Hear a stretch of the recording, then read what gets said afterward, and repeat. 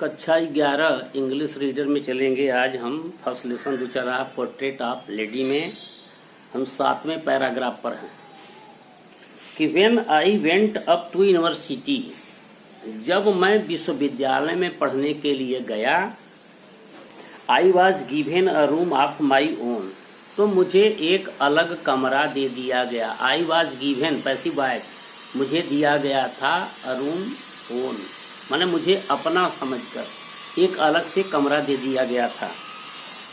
The common link of friendship was snapped, जो हम लोगों का आपसी मिलान था मेरे और दादी के बीच, स्नैप टूट गई थी। यानी हम दोनों का जो सामंजस्य था या जो एक दूसरे से मिलने की कड़ी थी वह टूट गई।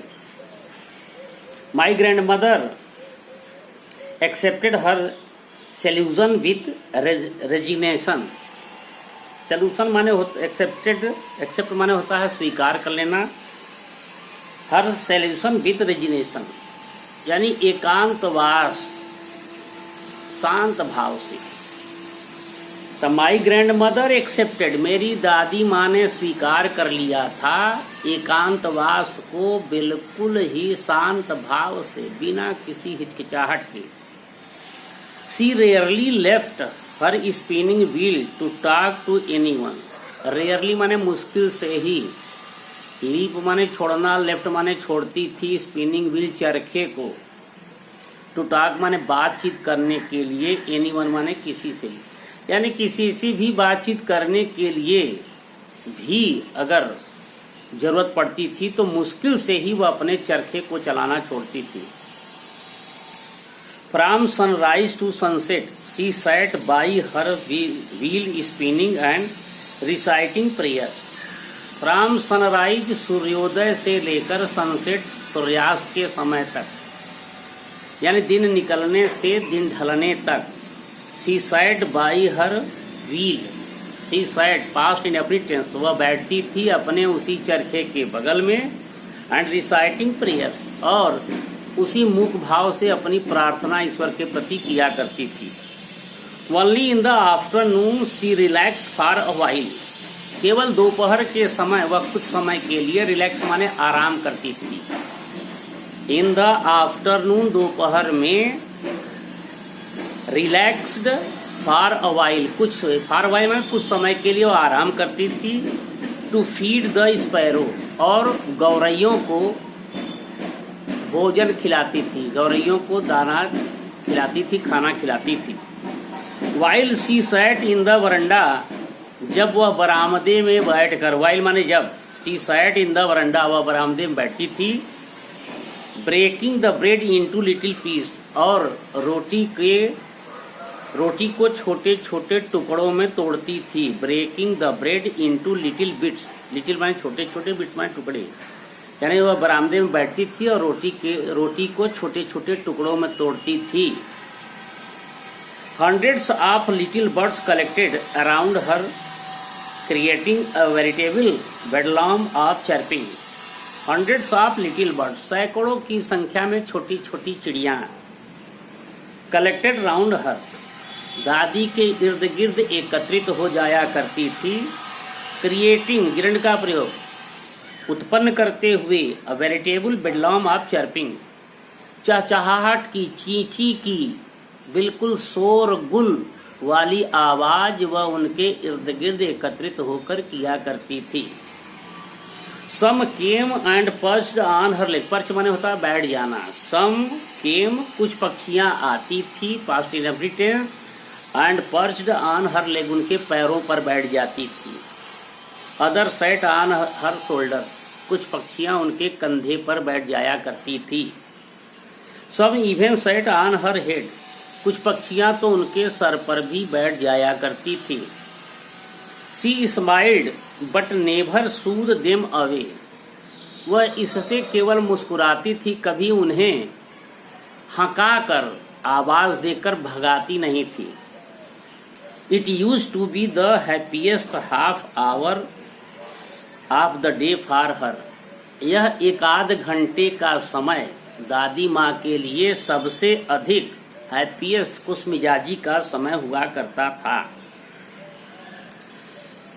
8वां paragraph. When I decided to go abroad for further study, जब मैंने विदेश में आगे की शिक्षा प्राप्त करने के लिए जाने का निश्चय किया। आई डिसाइडेड, पास्ट इंड अपनी टेंस, मैंने निर्णय किया, टू गो जाने का, अब्रॉड माने देश के बाहर, फॉर फर्दर स्टडीज, फर्दर माने आगे की, स्टडी माने शिक्षा, जब आगे की शिक्षा प्राप्त करने के लिए मैंने देश से बाहर जाने का निर्णय किया।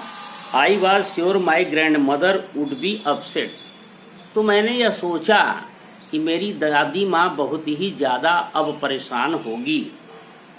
I would be away for 5 years, मैं उनसे 5 वर्षों के लिए दूर होऊंगा। I would be away, away माने दूर होना, 5 years, मैं 5 वर्षों के लिए उनसे दूर होऊंगा।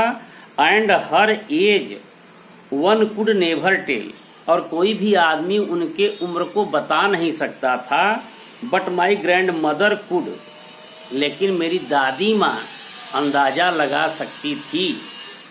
She was not even sentimental, यद्यपि वह बहुत ही भावनाओं से नहीं बंधी थी। She was not even sentimental, यानी भावना का मतलब भावुक होना, अपनी बात को, अपनी अंतर्मन की व्यथा को कह देना। She was not even sentimental. She came to leave me at the railway station. वे मुझे छोड़ने के लिए रेलवे ठहराव पड़ाव रेलवे स्टेशन तक आई। She came to leave me, मुझे छोड़ने के लिए, इन्फिनिटिव का प्रयोग, at the railway station, but did not talk, लेकिन मुझसे कुछ बातचीत नहीं की। or show any emotion, या मेरे जाने के प्रति उन्होंने कोई भावना भी प्रकट नहीं किया। हर लिप्स मूव्ड इन प्रेयर, उनके होठ निःशब्द प्रार्थना के लिए हिल रहे थे। Her mind was lost in prayer, और उनका मन मस्तिष्क उसी ईश्वरीय प्रार्थना में खोया हुआ था। Her fingers were busy telling the beads of her rosary, और उनकी अंगुलियां उसी मनकों के, माला के मनकों पर फिर रही थी या घूम रही थी। Silently she kissed my forehead, बहुत ही शांत चित्तता से मेरी दादी माँ ने मेरे मस्तक पर चुम्बन लिया। एंड व्हेन आई लेफ्ट, और जब मैंने उस स्थान को छोड़ा, I cherish the most imprint as perhaps the last sign of physical contact between अस।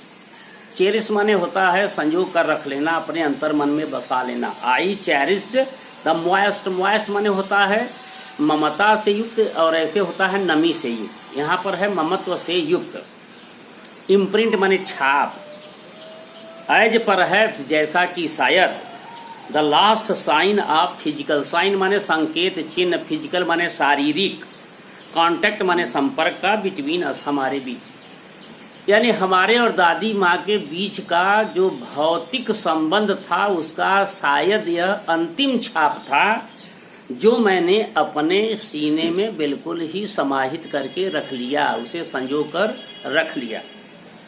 अगला पैसे हम लोग चलेंगे कल। थैंक्स।